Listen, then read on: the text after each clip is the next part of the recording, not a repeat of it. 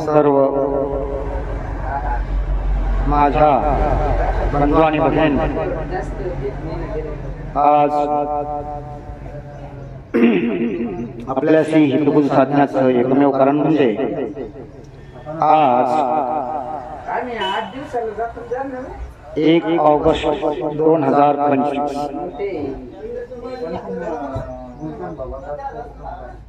याच दिवशी 1920 मध्ये अण्णाभाऊ साठे यांचा जन्म झाला। अण्णाभाऊ साठे यांना लोकशाहीर म्हणून सर्व लोक ओळखतात। त्यांचा जन्म सांगली जिल्ह्यामध्ये वाळवा तालुका वाटेगाव येथे झाला। मुळात ज्या समाजाला या समाजाचं प्रतिनिधित्व नाही, ज्यांना बहिष्कृत केलेलं आहे, त्या काळामध्ये मातंग समाजाला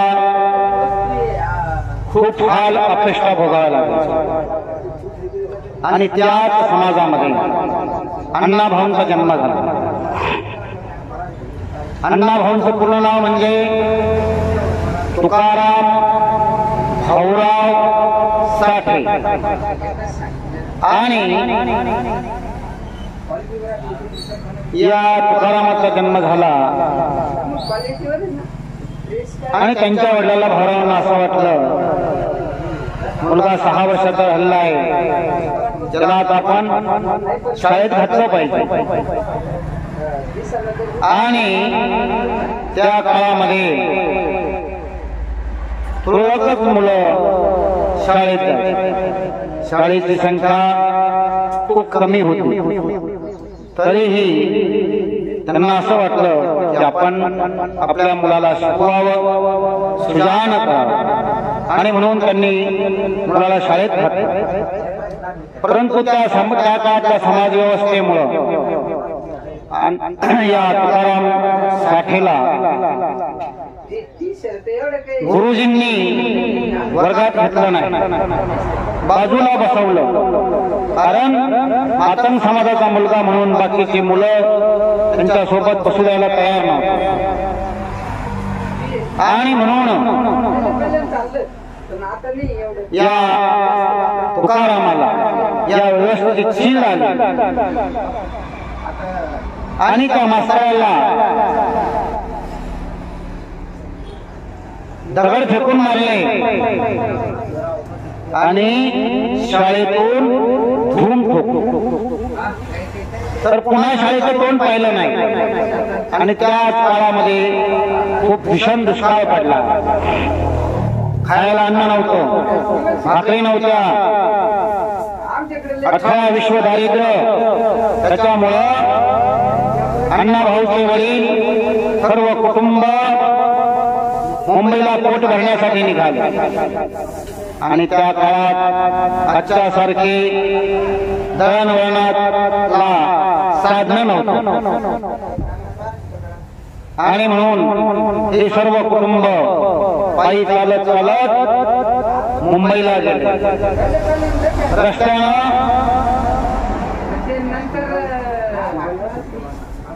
रस्त्याचं काम चालू असताना खडी फोडली आणि खडी फोडून काही पैसे कमावले व आपलं मुंबईला जाण्यासाठी आणि रस्त्यानं सीधा सामग्री लागल असे पैसे कमवून आणि ते मुंबईला गेले।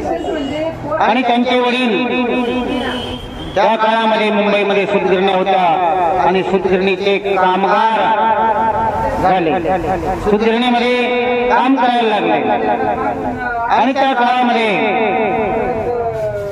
सूतगिरणीच्या कामगारांचं प्रचंड शोषण केलं जायचं। त्यांना सन्मान जगू दिलं जायचं नाही, त्यांच्याकडून कमी पैशात अधिक काम करून घेतलं जायचं।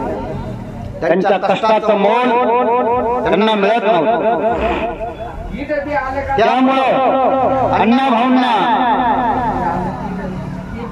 हे पाऊल सहन होत नव्हतं आणि त्यामुळे ते कम्युनिस्ट विचाराशी त्यांनी जुळून घेतलं. कारण समाजवादी पक्ष, कम्युनिस्ट पक्ष हे समाजाचं प्रतिनिधित्व करायचे, लोकांच्या अन्यायाला वाचा फोडायचे.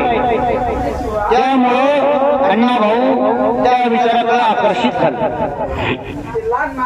परंतु त्यांनी अनेक कामगार चळवळी उभ्या केल्या, कामगारांचे प्रश्न मांडले. त्यातूनच त्यांना साहित्याची आवड निर्माण झाली. ते जरी शाळा शिकलेले नव्हते तरी त्यांनी अभ्यास केला, वाचणं शिकले, लिहिणं शिकले आणि त्यातून जवळजवळ 35 कादंबऱ्या त्यांनी लिहिल्या. आणि त्यांच्या गाजलेल्या कादंबऱ्या म्हणजे फकीरा, वारणेचा वाघ, त्यातच त्यांचं एक गीत गाजलेलं आहे, माझी मैना माझ्या जीवाची होती काहिली आणि माझी मैना गावाकडे राहिली. अशा पद्धतीनं खूप मोठं त्यांनी या स्वातंत्र्याविषयी चळवळ उभी केली. आपल्या पोवाड्यातून परकीय लोकांना कसं परतवून लावायचं, त्यांचे अत्याचार कसे आहे, स्वातंत्र्य कसं मिळवायचं हे त्यांनी आपल्या या शाहिरी गाण्यातून, पोवाड्यातून लोकांना जागृत केलं.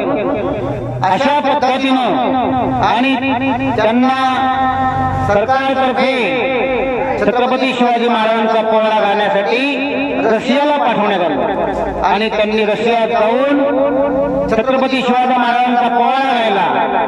अशा पद्धतीनं एक अशिक्षित माणूस अण्णाभाऊ साठे लोकशाहीर झाले आणि या 3 दुबळ्या दलित समाजाचा उद्धार करण्याचं काम त्यांनी केलेलं आहे. आज आपण अण्णाभाऊ साठेंच्या नावानं त्यांची जयंती साजरी करतो. तर यातून मी आपल्याला असं सांगू इच्छितो की आपणही समाजाच्या उद्धारासाठी काम केलं पाहिजे, दीनदुबळ्यांच्या उद्धारासाठी काम केलं पाहिजे. हे प्रेरणा अण्णाभाऊ साठेच्या चेतनातून आपण घेतली पाहिजे. आजही या आपल्या हिंदू समाजामध्ये अनेक समाज वंचित आहे. पारधी समाज असेल, कैकाडी समाज असेल, वडार समाज असेल, बल्लू समाज असेल, असे अनेक आपले जाती बांधव आहे.